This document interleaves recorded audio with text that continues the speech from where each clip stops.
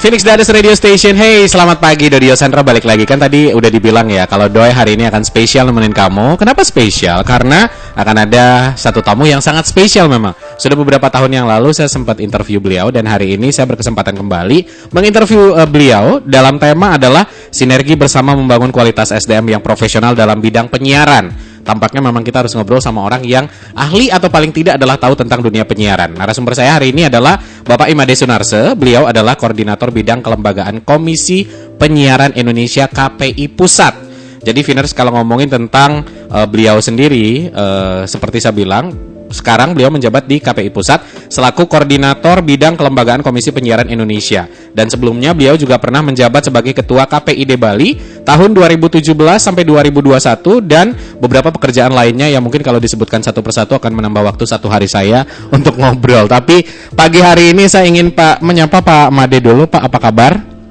Selamat pagi, selalu baik. Selalu baik ya. Selalu baik. Astungkara selalu pagi baik. Juga Finers semua yang luar biasa. Betul. Ini radio emang luar biasa ini. Luar biasa karena Bapak juga peran serta Bapak dari awal kita ngobrol atau awal kita interview kan beberapa tahun yang lalu 2021-an lah. Saya pernah interview juga. Iya. Kita pernah ketemu di beberapa kali acara membahas tentang bahwa radio harus begini, dalam artian adalah apa yang bisa dilakukan untuk teman-teman penyiaran. Dan saya mau kasih tahu Mas Boy ini always better and better day by day. Ini semakin bagus ini. Mentornya karena terus disuruh belajar dan belajar. Dan akhirnya punya kesempatan, ayo kita belajar bareng-bareng. Kan intinya biasa. Gitu ya Pak ya. Apalagi di industri media. Kalau khususnya kita ngomongin radio, adalah tempat di mana kita harus terus belajar. Kita by the way satu alma mater kan. Zaman sekolah dan segala macamnya. Tetapi beda angkatan bukan berarti kita nggak bisa ngobrol, karena banyak hal yang bisa kita gali. Kalau zaman sekarang ketika kita membahas tentang tantangan penyiaran di era digital, ini mengharuskan lembaga penyiaran berubah dan juga beradaptasi dengan teknologi. Tapi sebenarnya menurut pandangan Bapak sendiri, satu hal, cara orang mengkonsumsi media ini cukup berbeda dibandingkan dengan zaman-zaman sebelumnya. Tetapi yang kenyataannya di lapangan, sepengalaman Bapak ketika ada di KPID Bali, bahkan sekarang di KPI Pusat, masyarakat atau orang-orang kita yang bekerja di media ini sadar nggak kalau bagaimana orang mengkonsumsinya sudah berubah? Sepengalaman Bapak dulu atau sepengetahuan teman-teman. Kalau era sekarang nih, era sekarang itu sudah tidak bisa dipungkiri. Oke. Saya kira teman-teman di media penyiaran pun ya, yang misalkan radio dan televisi ini kan anggap penyiaran konvensional gitulah. Itu pun sebenarnya sehabis dari pulang siaran mungkin juga ngambil gadget untuk kemudian orientasinya juga ada yang kepada media-media yang berbasis internet, berbasis digital. Jadi saya kira sadar. Saya kira hampir semua sadar. Nah, ini kan tantangan. Betul. Ini yang menarik. Justru ketika ada pergeseran, masyarakat menikmati hiburan, menikmati informasi, mencari kemudian edukasi melalui media lain yang memiliki basis digital atau basis internet. Di sini kan tantangan gitu.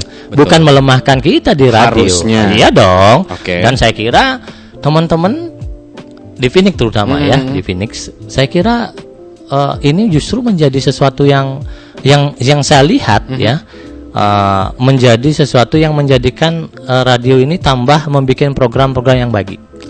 Saya bolehlah jujur begitu ya. Phoenix ini kan termasuk rata-rata radio yang saya kira menjadi favorit di masyarakat. Ya setidak-tidaknya anak saya, ponakan saya gitulah ya. Kalau misalkan saya ajak kemana itu pasti nyarinya Phoenix. Ya, artinya meskipun mungkin di segmen lain, mungkin radio yang lain juga cukup bagus. Nah, artinya kalau misalkan ditanyakan sadar nggak bahwa masyarakat sekarang, saya kira hampir semua sadar dan kita tidak menampilkan itu. Sekarang kan jalan keluarnya piye? Nah, itu yang menjadi PR. Kesadaran itu ada, tapi berapa banyak sih teman-teman dari SDM yang kerja di radio mau berubah? Karena untuk berubah pun kita harus ekstra effort kerja, ya kan? Dari perangkat yang ada di radionya sendiri atau orang-orangnya sendiri mau belajar. Kenapa saya mungkin bertahan masih ada di industri ini? Karena saya pikir adalah ini tempat saya belajar. tidak hanya untuk siaran dan main-main lalu pulang gitu, tapi tempat saya belajar. Dan ngomongin tentang belajar ini berkaitan dengan SDM. Tadi Pak Made bilang bahwa seperti sepemantauan Pak Made dari beberapa kali datang ke radio atau bahkan mungkin ngisi di acara sebagai pembicara dan segala macamnya, teman-teman media sadar. Tetapi PR besarnya adalah media itu sendiri, SDM-nya. Dan kalau ngomongin tentang apa yang seharusnya dan apa yang sebaiknya dilakukan oleh teman-teman radio, lalu kalau menurut dari KPI sendiri sebagai temennya orang-orang media, apa yang harus sebaiknya dilakukan? Ini bagus ini. Makanya tadi Mas Boy dan teman-teman di Phoenix sudah bagus membuat tema itu, sinergitas. Kalau sinergitas itu nggak bisa sendiri. Yes. Kan, lembaga penyiaran tidak bisa sendiri, kemudian KPI tidak bisa sendiri. Ada sinergitas. Nah, kita lihat nih. Kalau kita mulai berbicara sekarang, pergeseran media dari media yang konvensional ke media-media digital dengan berbasis internet, ini sebenarnya secara ekonomi, secara sosial itu cukup merugikan negara, Pak. Contoh begini nih, bahwa sekarang itu dengan bergesernya informasi hiburan ke media-media baru, ya, itu kan iklan kemudian bergeser juga. Betul. Nah, mereka media baru ini juga tetap hampir sama kontennya. Ada talk show-nya juga, ada bahkan kemudian kulinernya, kan yang juga diambil sebenarnya selama ini oleh TV dan radio nih. Betul. Tetapi kondisi ini cukup buruk karena apa? Karena tidak ada yang mengawasi kita. Iya kan? Betul. Bahwa media-media ini kan masih lepas ketika dia tidak terkontrol, asal sekedar lucu, asal sekedar orang cari views, viral, view-nya banyak. Itu sebenarnya bagi negara itu tidak baik. Karena apa? Ada saja mungkin manfaat, tetapi banyakkan juga tidak diingkari oleh negara bahwa itu juga mengakibatkan moderat juga gitu. Ada juga hoax yang berseliweran. Kemudian orang memiliki gaya-gaya hidup yang individualistik, itu kan berbahaya. Nah, kemudian sudah dia tidak dikontrol, kemudian ngambil juga porsi iklan. Yang aneh kan juga sekarang banyak juga perusahaan-perusahaan mengiklankan produknya justru di media-media itu. Jadi kue itu terbagi. Sedangkan di sisi lain bahwa radio, televisi harus lurus dengan aturan. Ada Undang-Undang 32 2002 tentang penyiaran, ada aturan dari KPI tentang pedoman perilaku penyiaran dan standar program siaran yang tidak boleh asal lucu, asal kasar kan. Iya. Tetapi di sisi lain kuenya juga diambil oleh yang lain tanpa ada pengawasan gitu. Benar. Ini kan menjadi sebuah PR. Oleh karena itu KPI, Mas Boy dan Viners, jadi kita tidak boleh kemudian mengamini kita nih kalah. Kayaknya siapa sih yang dengar radio? Siapa sih yang nonton TV saat sekarang? Nggak boleh begitu nih. Lembaga penyiaran sama KPI nggak boleh begitu. Makanya ketika saya di pusat itu, kita berbicara tentang 3 hal. Ayo kita kuatkan lembaganya yang pertama. Lembaga KPI-nya kuat, lembaga penyiarannya kuat. Yang kedua, ayo kita kuatkan regulasinya. Nah, regulasi itu salah satunya adalah nanti pada saat undang-undang penyiaran direvisi, salah satunya kan porsi media-media baru ini mungkin akan diberikan porsi pengawasannya kepada KPI. Ya harus, ini menjadi PR besar juga karena keterkaitan. Betul. Karena kan tadi itu masalahnya. Itu yang penguatan regulasi. Yang ketiga adalah penguatan partisipasi publik gitu. Artinya partisipasi publik maksudnya begini. Mari kita berikan edukasi kepada masyarakat. Jadilah generasi yang juga harus belajar mendengar dan melihat. Jangan menjadi generasi penunduk gitu. Kalau menunduk itu kan lihat gadget aja sudah kan gitu. Nah, karena apa? Karena jika Anda mendapatkan informasi yang benar dan tepat, maka Anda harus melihatnya di TV dan juga mendengarnya lewat radio. Karena apa? Karena kalau misalkan radio dan TV tidak benar, pasti ada yang memberikan sanksi.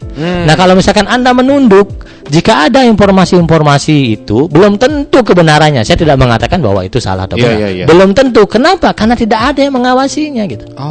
Nah, inilah yang harus kita kuatkan. Makanya bersinergi.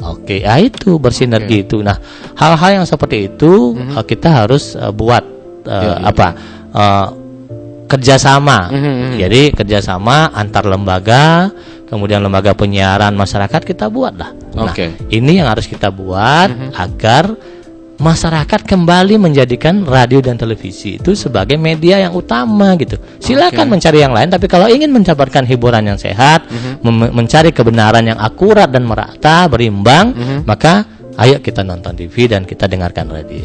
Oke, karena memang seperti Pak Made bilang tadi bahwa kans untuk adanya hoax dan segala macam itu sangat terbuka lebar di tengah canggihnya teknologi. Ini beriringan gitu ya. Betul. Dan di tengah bagaimana sebenarnya pemerintah sendiri memiliki PR besar bagaimana mengatur regulasi nantinya jika akan ada, bahwa di platform yang lain pun ada regulasi yang bahwa mereka punya aturan ketika membuat satu konten. Sederhananya begitu ya, Pak ya? Betul. Oke. Jadi PR kita semua dong berarti. Iya. Jadi kalau zaman sekarang mungkin PR beberapa konten creator di platform tersendiri yang tidak ada P3 SPS dan segala macamnya, hanya komen atau hate speech. Tapi kalau ketika nonton TV atau radio mereka bisa melakukan aduan ke KPI.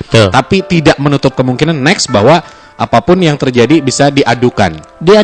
Betul. Begitu nanti sistemnya. Kan kita secara teknologi kan memang pasti berat, pasti akan membutuhkan hardware, software, firmware yang canggih ketika kita mengawasi berjuta-juta akun begitu ya. Tetapi konsep aduan itu yang penting gitu. Maka oleh karena itu ke depan pasti akan ada yang mengawasi. Jikapun tidak KPI ya, kalau misalkan, tapi kalau rancangan undang-undang ini memang akan bergeser ke KPI. Tetapi kalau toh tidak, maka pasti pemerintah juga sudah gerah. Dan ini akan menjadi PR lebih besar lagi untuk KPI dan juga pemerintah. Yes, kalau kita sebenarnya tantangan ini asalkan softwarenya, hardwarenya, kemudian brandwarenya juga disiapkan dengan baik, maka tidak ada lembaga negara yang menolak untuk membuat sesuatu yang lebih baik kepada masyarakat gitu. Tapi Pak, mungkin bukan off the record, tapi setelah rancangan ini kan paling tidak sudah diobrolin sama tim-tim intern dulu. Atau juga mungkin sudah beberapa orang atau praktisi bahkan diundang dengan rancangan. Apakah sudah mendapatkan respon misalkan berapa persen dari praktisi melihat memang ini perlu, atau biar ada aja kerjaan? Kan kadang zaman orang bisa biar ada aja nih kerjaan KPI gitu kan. Gini, saya kira itu pasti akan mendapatkan pertentangan. Karena begini, kita lembaga negara akan membawa konsep tujuan negara. Mencerdaskan kehidupan bangsa, menjamin budaya, menjamin integritas. Itu yang dilakukan oleh lembaga negara. Pasti lembaga negara ini akan bertentangan dengan yang diawasi, karena yang diawasi mengatakan dirinya itu tidak akan mengekang kreativitas, ini akan mengekang inovasi, bahkan akan menurunkan secara ekonomi. Selalu akan begitu. Tetapi ketika negara tidak diatur, gitu ya, moderatnya lebih besar. Jadi akan lebih banyak, ada orang yang akan lebih banyak, lebih baik ada 1000 misalkan penegak hukum yang oknum penegak hukum yang buruk ketimbang 2 hari tidak ada penegak hukum.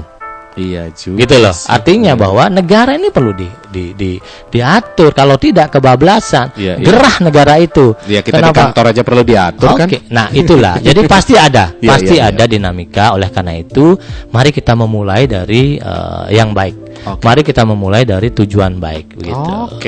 Kira-kira apa yang dipersiapkan oleh teman-teman KPI Pusat dalam rangka mengupgrade SDM di media penyiaran, mungkin terutama radio? Nanti kita akan coba intip-intip lagi agenda dari Pak Made dan juga teman-teman KPI Pusat. Obrolan ini akan balik lagi setelah yang satu ini. Phoenix Dares Radio Station masih ada Doi dan juga Pak Made Sunarse yang hari ini masih ngobrol berkaitan dengan sinergitas yang memang dilakukan oleh media. Dimana tadi kita di segmen awal sempat membahas bahwa peranan KPI sendiri untuk penyiaran dan peranan beliau juga yang pernah Doi interview ketika menjabat di KPID Bali. Pak, tadi kan yang menjadi PR besar juga adalah bagaimana regulasi-regulasi menuju ke arah lebih baik untuk pemerintahan kita dan juga dunia penyiaran. Bagaimana Bapak juga tadi sempat mention bahwa semasih kita bisa, ayo dengerin radio, ayo nonton TV untuk mendapatkan informasi yang lebih terkontrol. Paling tidak adalah informasi-informasi baik atau berita-berita baik lebih banyak ditampilkan. Karena memang dengan kecanggihan teknologi tidak menutup kemungkinan beberapa platform lain yang mungkin belum masuk dalam kontrolnya teman-teman atau ranahnya KPI itu masih bisa bikin berita yang boleh dibilang blunder and then klarifikasi, minta maaf, selesai. Padahal sudah dikonsumsi oleh masyarakat, apalagi dengan seperti pernyataan kita tadi atau mungkin pengalaman kita bahwa masih banyak teman-teman di sekeliling kita generasi nunduk yang lihat gadget and then share ke grup keluarga. Nah, ini menjadi PR besar ketika bahwa bagaimana SDM penyiaran sendiri, khususnya radio ya, Karena kalau ketika Bapak menjabat sebagai Ketua KPI di Bali, kita pernah bikin beberapa event untuk mengupgrade teman-teman penyiar deh. Waktu itu adalah bagaimana kita berkolaborasi sama teman-teman dari Jawa Timur, datang ke Bali, berbagi cerita bahwa permasalahan di dunia radio ini dengan cerita keseruan di balik layarnya itu justru sebenarnya sangat banyak. Dari penyiarnya aja yang kadang tidak baca P3SPS. Ada radio seperti itu. Tapi kalau sekarang mungkin dari 60 radio di Bali semuanya harusnya udah ya. Karena kita sudah pernah bikin program. Salah satunya adalah Radio Academy. Kita pernah juga bikin acara yang lainnya. Kita ke Radio Academy. Kalau menurut Bapak, pemantauan Bapak, ini Radio Academy udah belum digelar ya. Tahun ini karena pandemi dan segala macamnya. Cukup baguskah jika itu diterapkan terus atau dilakukan lagi untuk mengupgrade SDM di penyiaran? Kalau menurut Bapak gimana? Ya, sebelum ke Radio Academy, itu salah satu program untuk meningkatkan sumber daya manusia yang profesional ya di bidang penyiaran. Saya mau kasih tahu begini, karena banyak juga yang nanya, ini KPI ngapain bikin-bikin gitu kan? Kadang-kadang kan orang hanya taunya tuh KPI itu cuma mengawasi, kemudian memberikan sanksi gitu.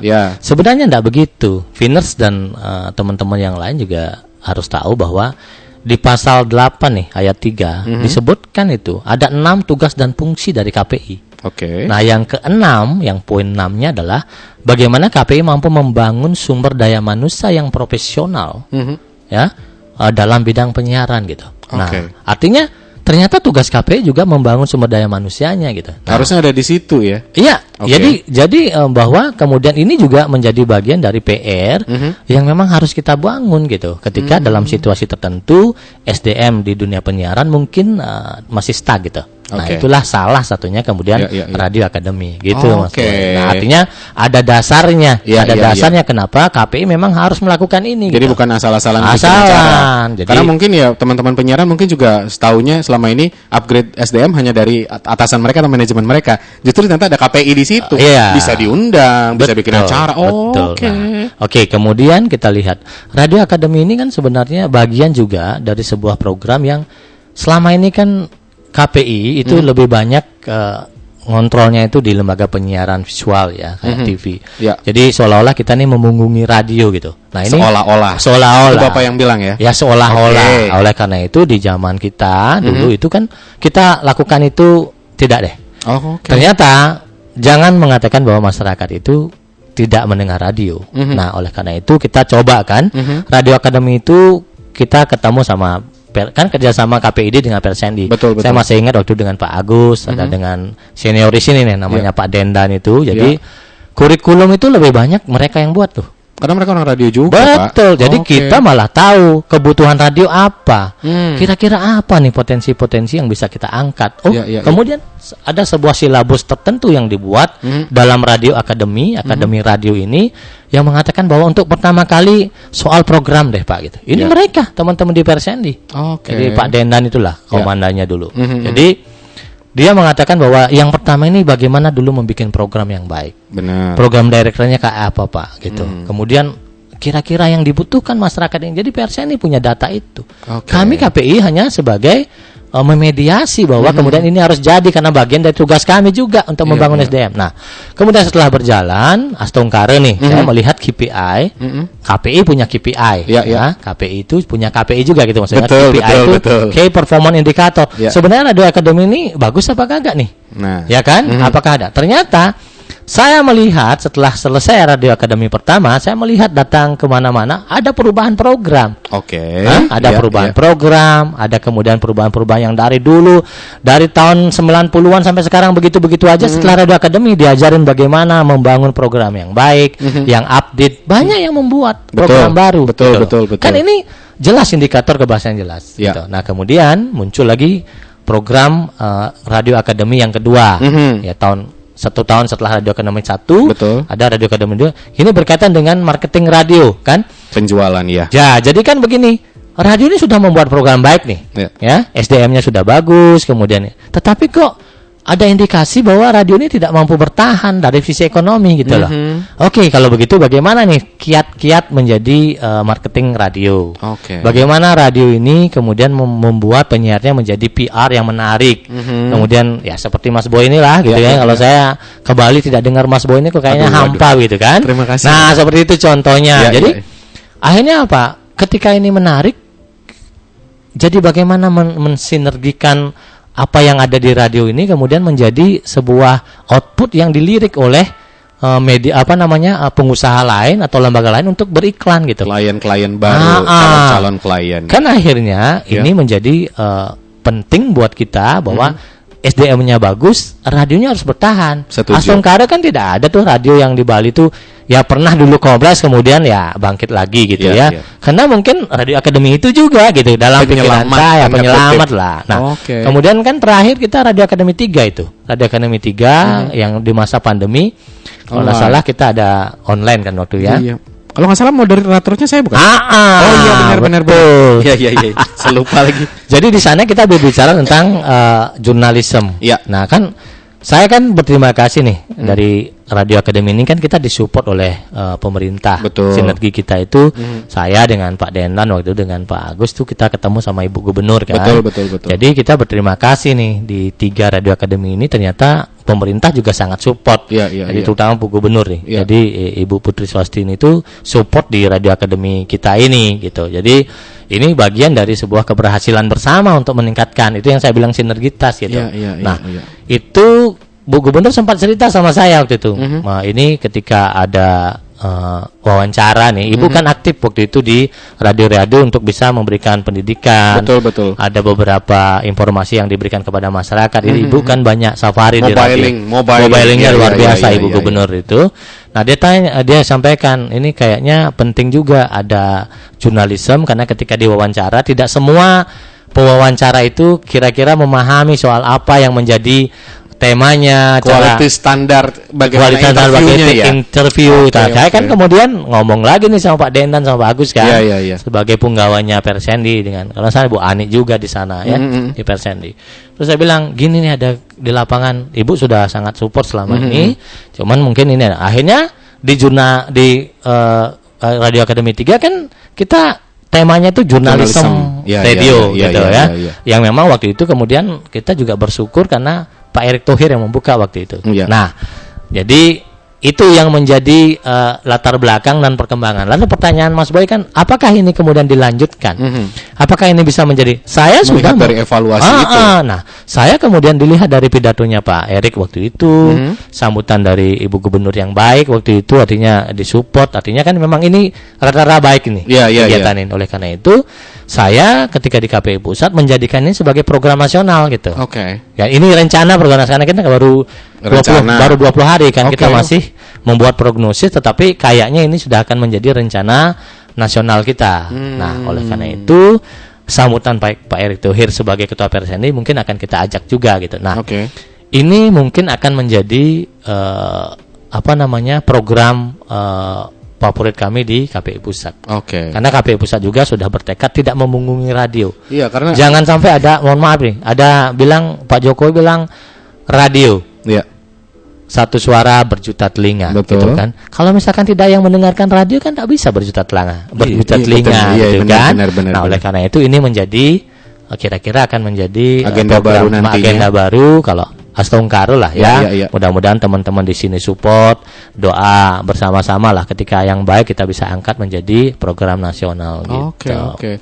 Nah, dari agenda-agenda yang sudah ada, Bali sendiri kan kita dari SDM-nya, marketing, terus program director, terus jurnalisme. Ini kan berkaitan sama orang-orang yang ada di dalam radio itu sendiri, Pak. Kira-kira yang nanti akan menjadi PR lagi dengan adakah tambahan tools-tools baru untuk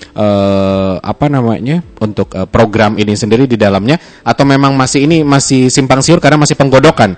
Karena agenda kita memang fokus ke program, jualan dan orang-orang atau jurnalisme di dalamnya sendiri, atau sudah mulai ada kita masukin ini deh di dalamnya, di dalam bukan modul, di dalam agendanya. Iya, itu bagus. Ini pertanyaan menarik nih Mas Boy. Ini bedanya Mas Boy dengan yang lain begini. Asik. Jadi suka ngorek-ngorek dan orang kalau wawancara di sini kalau tidak berisi berat. Bisa. Kadang saya takut narasumber saya malah tertekan. Enggak ya. Kita ngobrol-ngobrol aja Pak. Enggak bagus. Jadi begini. Radio Akademi 1 2 3 saya kira udah cukup. Oke. Ya, oleh yang itu Radio Akademi 4 kalau memang mau dilaksanakan di Bali nih ya ke depan gitu. Persendi dengan teman-teman KPID kalau bisa sudah hibrid. Antara teman-teman di LP dengan orang dengan umum.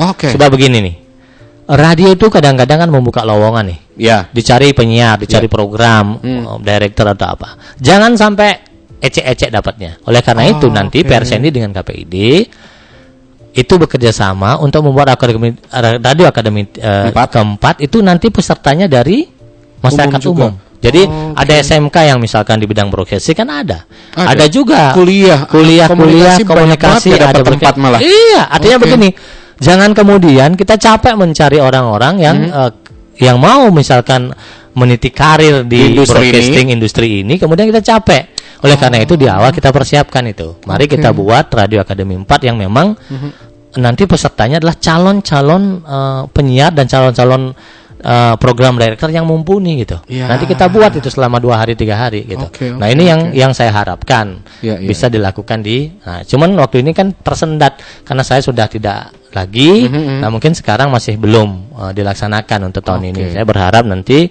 teman-teman Persendi dan KPID bisa membuat itu dengan modul dan silabus yang kira-kira orang baru ini dengan kekiniannya yang sekarang itu bisa menjadi meniti karir dan juga paham di praktisi broadcasting. Itu. Nah, kalau misalkan setingkat nasional, saya kemarin kan ditinggu di Jawa Barat itu. Di Jawa Barat, Banten, Jakarta udah minta. Ketika saya mengatakan bahwa Radio Akademi akan menjadi program nasional, itu mereka sudah mau, saya tunggu itu program gitu. Karena memang ya kalau kita di Bali kan sudah sampai 3 nih. Mungkin di daerah lain itu baru mulai dari 1, 2. Tapi di Bali kan sudah bisa langsung Radio Akademi 4 untuk bisa membuat hybrid antara lembaga insan penyiaran dan masyarakat umum gitu. Gitu. Jadi saya kira Astongkara dengan ikhtiar yang baik, dengan maksud yang baik, dengan ingin membangun bersama-sama radio dan juga lembaga penyiaran yang lain, mudah-mudahan dilancarkan lah. Begitulah Mas Boy. Bisa digelar ya. Harus lah. Harapannya kan kayak gitu. Harapannya begitu. Kalau menurut saya pribadi selaku penyiar atau orang yang berkecimpung di industri ini, memang sangat banyak insight-insight baru akhirnya kita dapatkan. Pengalaman-pengalaman. Saya mungkin sedikit bercerita bahwa ada beberapa teman penyiar yang mungkin tidak seberuntung saya mendapatkan fasilitas atau juga mengakses informasi. Bagaimana mereka mendapat P3SPS aja nggak dapat Pak, bukunya aja nggak dapat, kita bisa download digitalnya kan. Ada beberapa penyiar yang mungkin di daerah tidak bisa mengakses itu, tapi dengan Radio Akademi kemarin 1, 2, 3 bahwa membuka itu semua, penyiar itu seperti ini. Jadi lucu harus. Kadang kita di radio lucu harus mengedukasi, kita harus bertanggung jawab, tapi kadang kebablasan itu yang seringkali membunuh penyiar kan. Dan itu ternyata di daerah sangat banyak terjadi. Jadi mereka tidak tahu regulasi apa yang harus dilakukan. Karena seperti Bapak bilang tadi, kalau ngomongin tentang pasal 8 bahwa ada peranan KPI di situ untuk membantu atau saling bersinergi dengan penyiaran, bahwa kita sama-sama mengupgrade SDM. Mungkin selama ini beberapa justru teman-teman taunya KPI identik dengan lembaga sensor, karena protes apa hilang komplainnya ke KPI. Ya kan, di sosial media. Mungkin sebagai adminnya mereka sometimes sudah ngerasa capek gitu kan. Tapi dengan penjelasan tadi bahwa mudah-mudahan dengan itikat baik, maksud yang baik, Radio Akademi 4 ini bisa digelar. Dan saya rasa sih selaku orang yang ada di sini, teman-teman di Bali, hampir 60 radio kalau nggak salah, itu sangat menunggu-nunggu ini, dan Pemprov Bali rasanya memang siap support untuk acara ini. Tapi harapannya lagi, mungkin harapan masyarakat umum itu menarik karena beberapa anak magang di sini dari ilmu komunikasi, mereka standar broadcasting itu benar-benar teori basic banget yang mereka dapat. Tidak tahu ke radio, akhirnya sampai magang baru tahu radio itu seperti ini. Harapannya dari apa yang Bapak bicarakan dengan tim atau rekan-rekan di KPI Pusat, sebenarnya tujuannya apa gitu? Karena ini kan menjadi agenda baru, menjadi PR baru buat tim kan, kerjaan tambahan gitu. Apakah pure memang tadi untuk upgrade SDM aja, atau ada goals apa lagi sih teman-teman KPI gitu? Nah, kalau saya hasil itu mungkin nomor sekian. Oke. Tetapi bahwa saya harus lakukan kewenangan dengan baik, bahwa kemudian kami harus melakukan tugas harusnya seluruh tugas dari 6 itu harus dilaksanakan gitu ya. Itu yang paling utama. Gitu. Jadi saya tidak akan membuat goalnya yang begini gitu. Tetapi without proses, without etikat baik, without proses yang kita lakukan saat sekarang, saya pikir juga tidak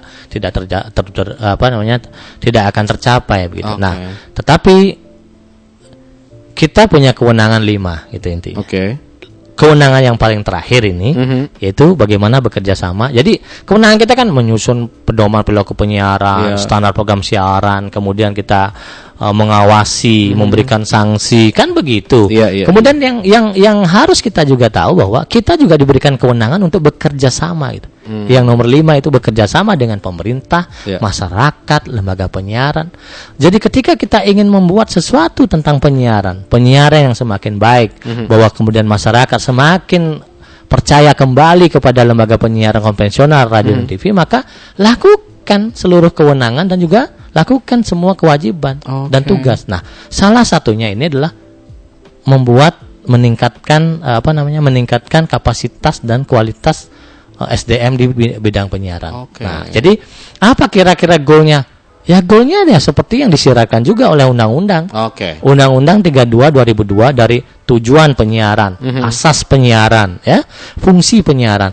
Bagaimana lembaga penyiaran yang ada sekarang bisa menjadi informasi yang baik, akurat, benar, kemudian menjadi hiburan yang sehat, menyediakan kemudian pendidikan, kemudian menjadi perekat sosial bahwa lembaga penyiaran ini bisa menjadi alat pemersatu bangsa. Tetapi juga harus bisa menjadi kontrol sosial. Jangan kemudian manut-manut aja sesuai dengan kepentingan kelompok, kepentingan seseorang.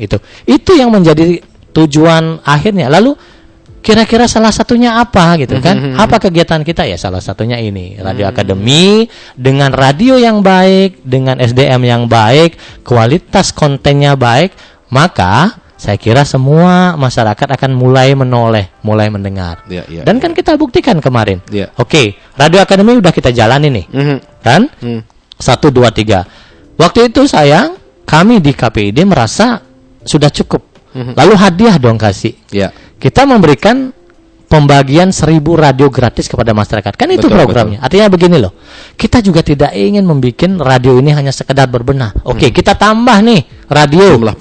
Jumlah pendengar nih gitu kan. Kita tambah. Waktu itu kan kita membagikan 1000 radio seluruh kabupaten. Saya masih ingat bagaimana Ibu Gubernur membantu 400 radio. Bupati seluruh Bali itu. Bersinergi kita ini menyumbang, ada yang 100 radio, ada yang 50 radio, bupati yang terlibat gitu. Ikut serta. Artinya gini, kita juga memberikan penghargaan atas apa yang kita lakukan di Radio Akademi ketika melihat radio ini sudah baik. Kita akan bagikan 1000 lebih. Waktu itu kan sampai 1100 lebih kan kita membagikan radio di seluruh kabupaten.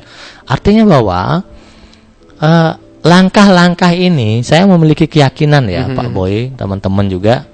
Langkah-langkah yang kita lakukan ini lakukan dengan baik, bekerja sama dengan baik, lakukan dengan ikhlas, dengan tujuan-tujuan baik, saya kira akan dimudahkan. Kita tidak pernah membayangkan bahwa kita mendapatkan 1000 lebih radio kan?